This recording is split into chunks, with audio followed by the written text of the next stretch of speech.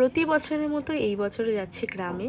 High, this is Konkona and welcome back to my vlog. By the way, যাচ্ছি আজকে বসিরহাটে।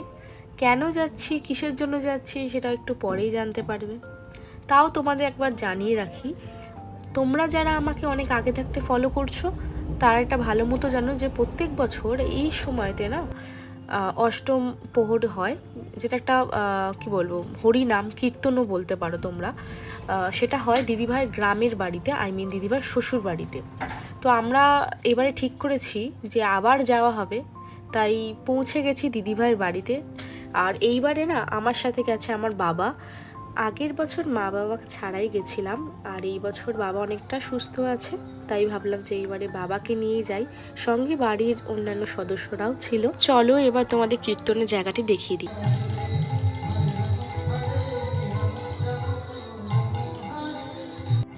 এবার আসল কথায় আসি, বাবা অনেক বছর পর গ্রামে আসছে। বলতে পারো বাবার মামার বাড়িটাও এখানেই ছিল। যেহেতু বেলার ট্রেনে এসেছিলাম, তো পৌঁছাতে 2.5 ঘন্টা লেগে গেছিলো, তাই দুপুরে লাঞ্চ করতে অনেক সময় লেগে গেছিলো। তো ওখানে খাওয়া দাওয়ার ব্যবস্থা ছিল, তাই আজকে দুপুরবেলা ডাল ভাত খেয়েই, ভোগ প্রসাদ খেয়েই সম্পূর্ণ হলো দুপুরের লাঞ্চ।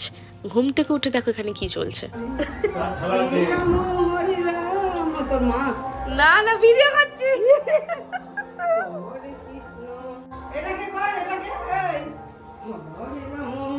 হ্যাঁ, পিছনে 4 থালা।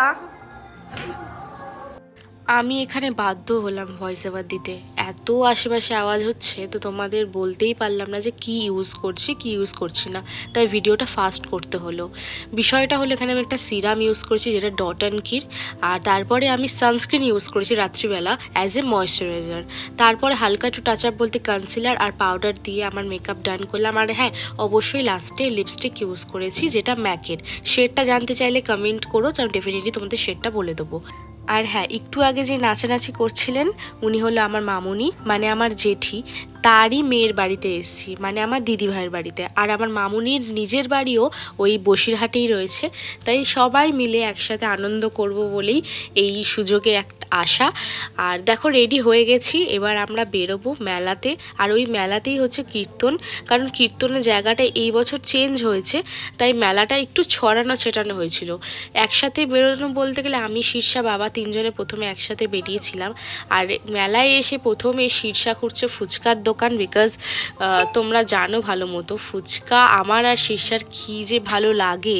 আর বিশেষ করে এই বসিরহাটে ফুচকা এত টেস্টি হয় খেতে, কি বলবো। তোমরা জানো বসিরহাটের ফুচকা আর শহরের ফুচকার মধ্যে একটা বড় তফাৎ আছে।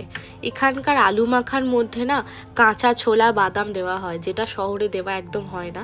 তো এটা একটা বড় ডিফারেন্স, আর টেস্টটাও একটা আলাদা মতো লাগে।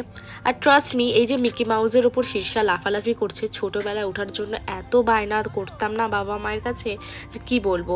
আজকেও সেই পুরনো স্মৃতির কথা মনে পড়লো। আমিও ভাবছিলাম যে একবার না একবার চড়ি। পাশে দোলনা দেখে ওখানে টুক করে বসে পড়েছি, কারণ কেউ ছিল না, কোনো বাচ্চা ছিল না, তো আমি আর শীর্ষা এইসব করছিলাম। খেলাধুলা করে এতটাই হাঁপিয়ে গেছিলাম বলে বাধ্য হয়ে শীর্ষার কথাতে একটা স্প্রাইটের বোতল নিয়েছিলাম। দেখতে স্প্রাইটের বোতল হলেও কিন্তু এটা স্প্রাইট নয়। টেস্টটা লাইক মিষ্টি জলের মতো লাগছিল, সোডার মধ্যে মিষ্টি মেশালে যে ফ্লেভারটা ভেসে আসে সেরকম খেতে লাগছিল। আমার একদম ভালো লাগেনি, কিন্তু আমি আর শীর্ষা কী না করতে ট্রাই করলাম জানি না। তারপরে রাত্রিবেলা ডিনার করতে বসে গেলাম, যেটা ওখানেই আয়োজন করা হয়েছিল। তো দ্যাটস টুডের ভিডিও। দেখা হচ্ছে নেক্সট ভ্লগে খুব তাড়াতাড়ি।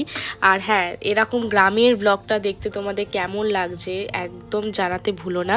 আমি এর পরের পার্টগুলো আস্তে আস্তে ঠিক পোস্ট করতে থাকবো। হ্যাঁ, ভিডিওটার সঙ্গে থাকো, আর আশা করি তোমাদের ভিডিওটা ভালো লেগেছে। তো দেখা হচ্ছে নেক্সট ভ্লগে খুব তাড়াতাড়ি। ভালো থাকো, সুস্থ থাকো। আজকের জন্য এইটুকানি।